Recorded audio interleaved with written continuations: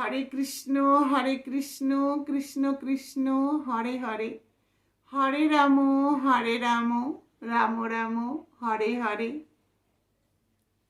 জানো কি, কৃষ্ণ হচ্ছেন পরশ পাথরের ন্যায়, যিনি ভগবান শ্রীকৃষ্ণের সংস্পর্শে আসবেন তিনি শুদ্ধতায় পরিণত হয়ে যাবেন।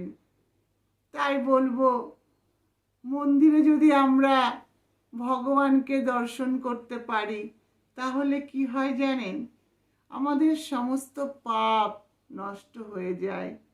আবার আমরা যদি কৃষ্ণ প্রসাদ গ্রহণ করতে পারি তাহলে দেহ মন পবিত্র হয়ে যাবে। আবার আমরা যদি দুহাত তুলে কৃষ্ণ নাম করতে পারি নৃত্য করতে করতে, তাহলে কি হবে জানেন? নৃত্য করার ফলে আমাদের শরীরে যে সমস্ত পাপ থাকে তা ঝরে পড়ে যাবে।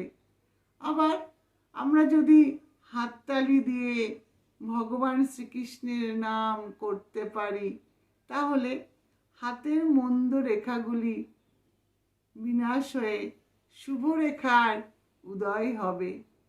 তাই আমরা যদি মন প্রাণ দিয়ে ভগবান শ্রীকৃষ্ণের সেবা করতে পারি, তার নাম করতে পারি, তবেই আমাদের জীবন ধন্য হয়ে যাবে। তাই বলবো, প্রত্যেকেই যখনই সময় পাবে ভগবানের নাম করো। নামের সম আর কিছু নেই, নামের সমান আর কিছু হতে পারে না। হয়তো কাজ থাকে, আমরা ব্যস্ত থাকি, তবু যখন অবসর সময় পাবে অবশ্যই ভগবানের নাম মুখে নেবে। হরে কৃষ্ণ।